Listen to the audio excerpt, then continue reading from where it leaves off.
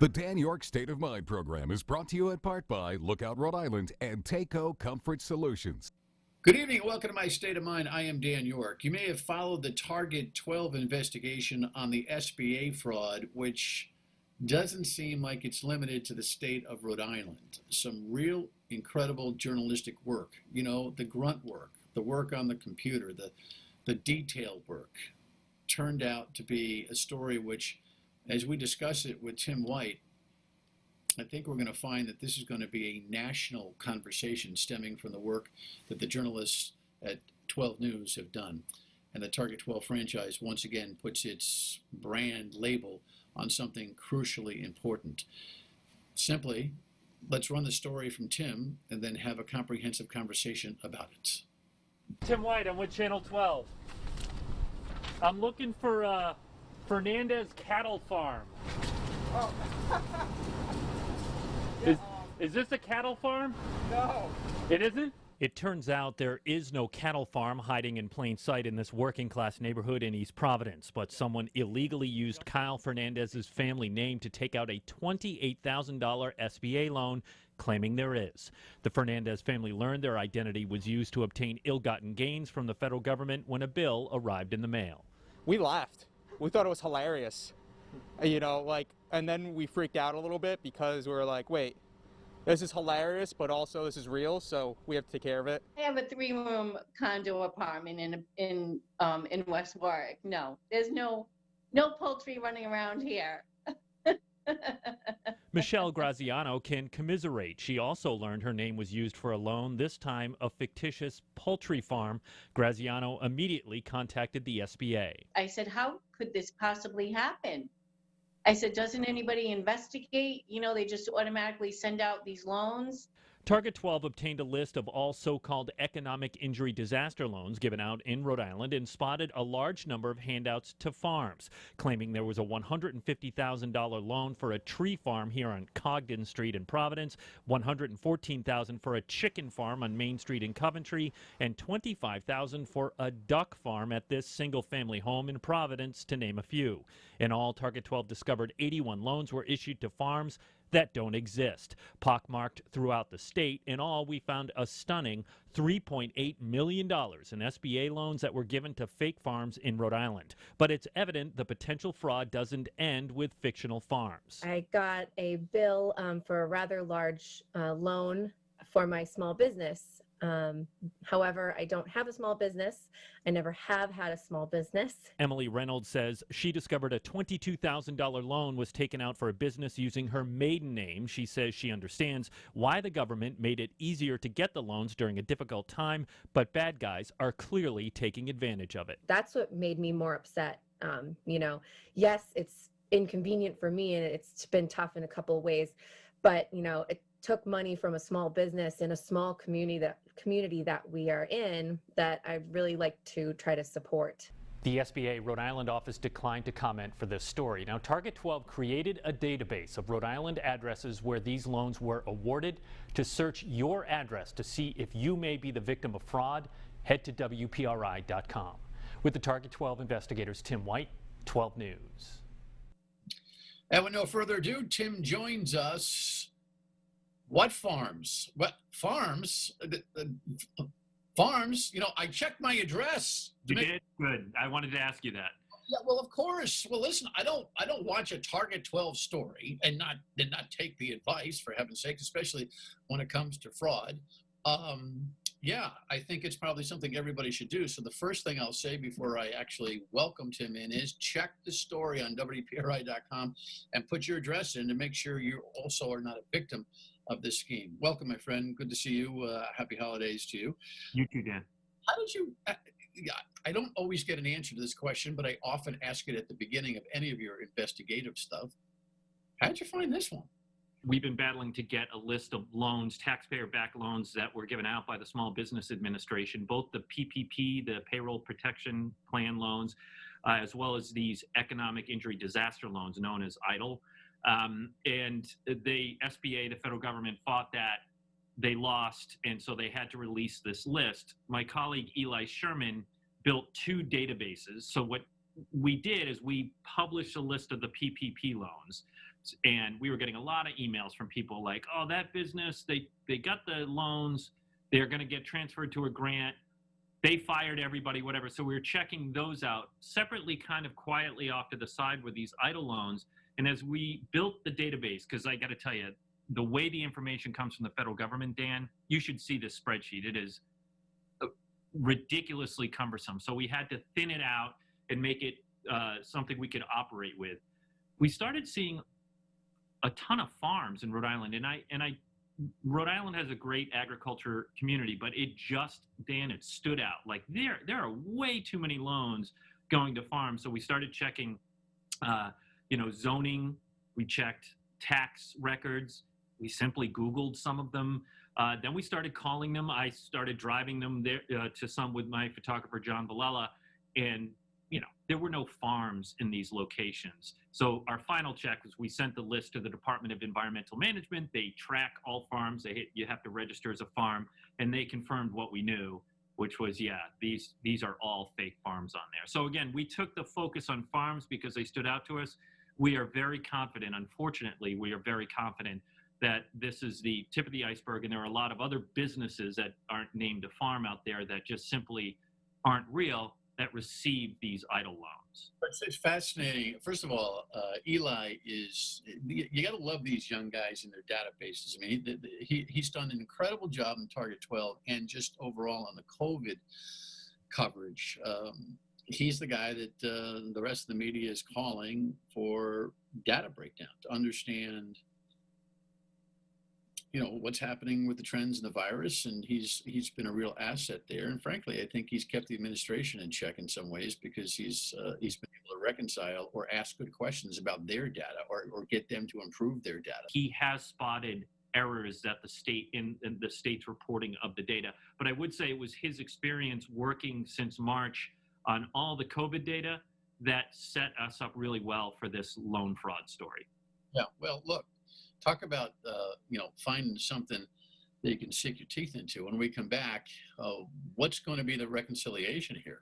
So far, it seems, surprise, surprise, that the federal government's a little hesitant to recognize what's going on here, but they're going to have to fast, especially if we find not only farms. So what's the next category that might pop out? I don't know. You'll have to do some data mining. Tim will talk with us about that. We'll also have some year-end thoughts and some of the conversation he's had lately with the governor on My State of Mind. Stay with us. Back to My State of Mind. Tim White needs no introduction here, of course, and you were probably seeing this program early part of the tweener week in the holidays. We did record this program on Wednesday before Christmas Eve, production and all that challenge.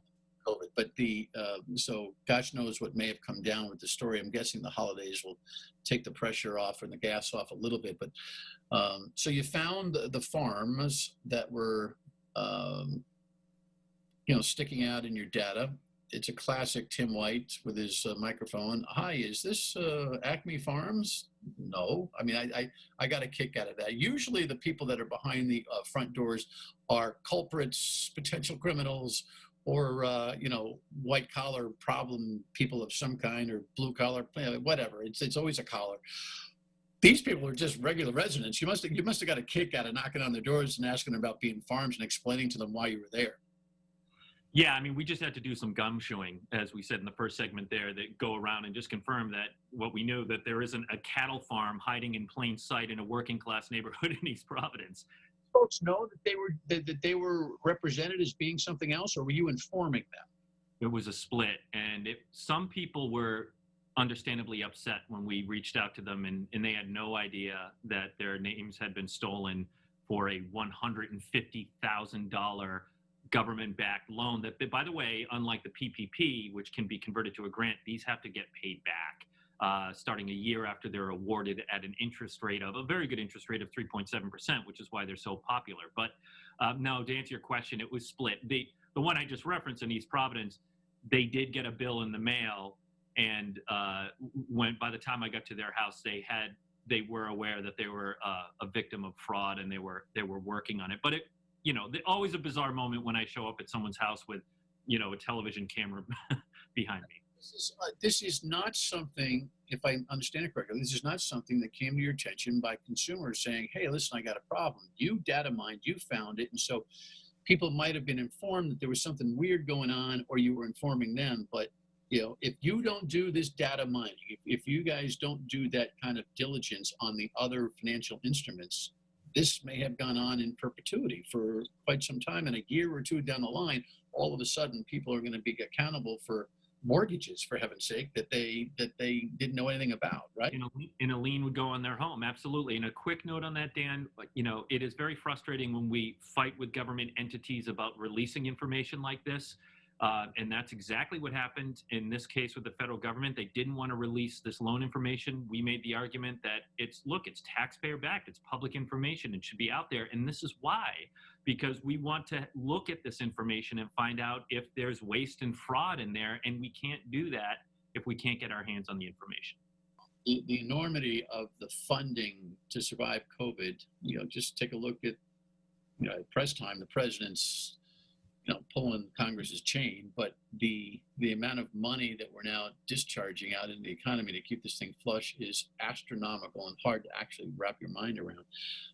So there is a built-in, businesses think about bad debt when it comes to receivables. There's a built-in bad loan issuance. I don't know what is acceptable threshold. Well, this wasn't. This was not an acceptable threshold, and the new CARES Act package that came out has language in there, Dan, that is lawmakers are requiring the SBA to raise the guardrails specifically from 3 days to make a decision to 3 weeks on these SBA loans. And look, the first round was, we got to get this money out, we got to get it out fast. But what did that do? It allowed bad guys to take advantage of it because there was this desperation to get the money out there. The second round, it'll be interesting to see how it performs. I think we'll hear more complaints from businesses not getting their money quickly, but the assumption is there will be less fraud on the other end. Anything from the local FBI or U.S. Attorney's Office about your work to try to accelerate accountability from the SBA and then go find the bad guys? Yeah, I think what we're going to find here, Dan, is this is going to mirror the unemployment fraud investigation that has been handled by the FBI, where actually a lot of the victims that we're interacting with were also victims of unemployment insurance fraud. So if your viewers out there are watching this and they hear, oh my gosh, I was an unemployment fraud victim, you definitely should go to our database on WPRI.com, plug in your address, because it is possible that you too, a loan was taken out in your name. So yes, I think to answer your question, this is going to escalate to an FBI investigation. The nature of this is incredible. How these people picked addresses and the like. It's I have no idea. I guess we'll find out when they eventually get caught. We hope. What are you hearing about the credit liability and ability to get off these notes from all these people who've been named through this fraud? So the people that we talked to who have reached out to the OIG, the Office of Inspector General, and SBA, the recommendation to them is, look, file a police report with your local police department, and people are doing that, but also contact the OIG so the loan can be halted. What is unclear to us is if your name is on that list or your address, that means the loan was awarded. What we're trying to figure out is at what point was the money dispersed. We suspect that in many cases the money was dispersed, because you referenced the earlier OIG report. And there was some bank account shenanigans that were going on there. Most importantly, Dan, you just got to do the basic thing. You got to do credit monitoring and probably freeze your credit report through one of the, Experian, so on and so forth. I mean, those are all steps that the SBA is telling people to take. And for the most part, people are. In that article, by the way, we put the email addresses and contact information that people need to reach out to if they see their address in our database. Awesome work. Again, it's amazing what can be generated at a Target 12 audience. Bottom line is, though, if you take anything from this, you always got to be wary and careful about how your name and address are being used and all the other financial information. Go to the WPRI website and just pop your address in. Most of you, 99.99999% of you, will come up nothing found. But you don't want to be somebody that pops into that database unknowingly. When we come back, some end of year thoughts.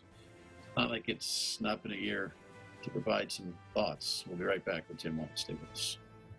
Back to my state of mind. Tim White and that SBA fraud investigation is our primary conversation. By the way, I neglected to mention that you've already gotten some delegation response. Senior Senator, Rhode Island Senator, U.S. Senator Jack Reed, most likely has already been on the record with you on camera by the time folks have seen this early in the week. But even at press time, he had urged the SBA to respond to this, right? You certainly caught his attention. Yeah, he's calling for a federal investigation right now by the SBA. I believe that means he wants the OIG to take a harder look specifically at what we uncovered. And, look, we uncovered this in Rhode Island. Dan, this is definitely, we've gotten emails from Michigan. I was going to joke and say this is probably happening in Michigan. I'm sorry. No, it is. People find our story online and they email us from Michigan. We've gotten emails from other parts of the country. So this is going to be pretty scary, widespread once whatever agency gets their arms around it. So Jack Reed wants to get that ball rolling. Yeah. Are they farms in Michigan too, or are they? Yeah. Yep. Well, at least the person who reached out to us in the northern peninsula of Michigan, it was a farm taken out in that person's name.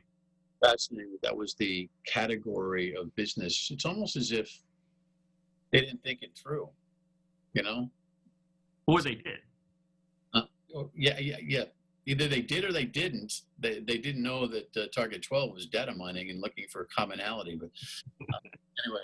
Well, I think what you are going to find, not for nothing, is that you may have a national story on your hands that will all come credit due to Target 12's work. You're probably going to be a center focus for media across the country going, oh my God, how did we miss this? So pretty good. So that kind of ends your year, so to speak, when it comes to Target 12. Any reflections on the year that it's been from your investigative journalistic perspective? It has reshaped how we do journalism, not just gathering and having conversations like you and I are having right now, but also how we gather, leaning more into data, because that is what was required there. And really just doing more one-on-one help for people trying to navigate unemployment or the PPP loans or things like that. So it's been an adjustment period for all of us, but hopefully helpful. And one last note, in a weird way, access was both closed off because you have the governor's press conferences that have limited number of people in there. And so, Channel 12 would love to have 3 reporters in there, but we can only have 1. So that's access being choked off. On the flip side, access has opened because, as you sort of alluded to, I'm trying to get Jack Reed, and I'm probably going to get him via Zoom. Not the best way to interview someone. I'm sure you don't want to be doing your show this way, Dan, but maybe I wouldn't get Jack Reed otherwise because he's running around Washington or wherever he is, Yeah, it's quality versus quantity of conversation. You can get to more people because now people are conditioned to be on the monitor, but the nuance, these interviews I've been doing all year long, the little subtleties, the technical, voice drops and all that kind of stuff, the way you can look somebody, I'm pretty well known for looking across a table from a foot and a half, staring at somebody and going, it's not necessarily picked up on the Zoom. And yeah, I get it. So the quality is not great, but the quantity is certainly there. You mentioned the governor's press conferences. I'm fit to be tied the way this administration has approached this whole thing. I get the virus, but I mean, don't forget way back, it was everything. The questions were coming over the computer. I just think that this thing has been, the access to the administration has been in general not good, not healthy for journalism and for the community, and mostly the idea that we have an autonomous executive branch right now. I think we are way overdue for the General Assembly to pull back that emergency authority, at least in some way, and get much more into this game. You have a thought? I mean, thankfully, she still loves to come to 12 for her weekly discussions with Kim Kalunian, and you have access to her. In fact, this last Newsmaker call I thought was good in so many ways. Specifically, we only have a couple minutes here. That question about whether she's going to Washington, Well, I'm completely obsessed with being the governor. I'm almost offended at the question. My paraphrase. That's a tone, and it's like I'm not going any further. How about just saying, "Hey, listen, life's funny. I'm focused on the job. Who knows what's coming down the pike?" And leave it naturally open as opposed to fighting everybody on the question. What's your last take on that? Yeah, well, first of all, I mean, the governor's office gave me the option because she was still in quarantine to do the interview via Zoom on Wednesday, or if I could work it out in person in the stateroom on Friday as soon as she's out of quarantine. I was her first interview out of quarantine. And because of that exchange, about that and the controversial photo I know you talked about on your radio program, it's better in person for those reasons. Yeah, look, I don't think she's handled that question great. She gets very abrasive about it. She did with Kim Kalunian in her weekly interview. From a communication standpoint, I think she could answer it the way you suggested. But, she is, even in that answer, she's saying the same thing, right? This Yale-educated lawyer is giving plausible deniability by being standoffish about the question and trying to shut it down, which does leave the door open to Washington, D.C. I have not heard that is going to happen, but it is on her to say either yes or no or maybe.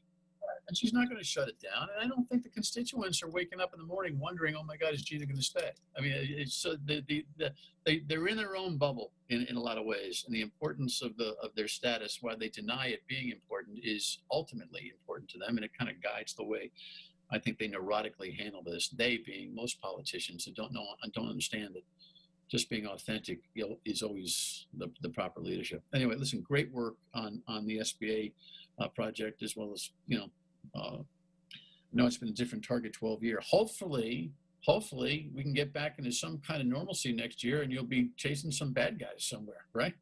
Yes, that's the goal always. And Dan, thank you for a great year and having me on. Merry Christmas to you. Right, same. Tim, thank you. Final word we come back, students. A final program note here this evening. This will be our last week where you'll be able to see the program Monday through Thursday. We'll be moving the show to a weekly project that will air 3 times on the weekend. Friday nights on Fox at midnight, on the CW channel at 10 p.m. on Saturday night, and on Sunday right after the 11 o'clock news on WPRI 12. Changes for everybody. Got to roll with the punches. We'll see you tomorrow night here, though. Good night.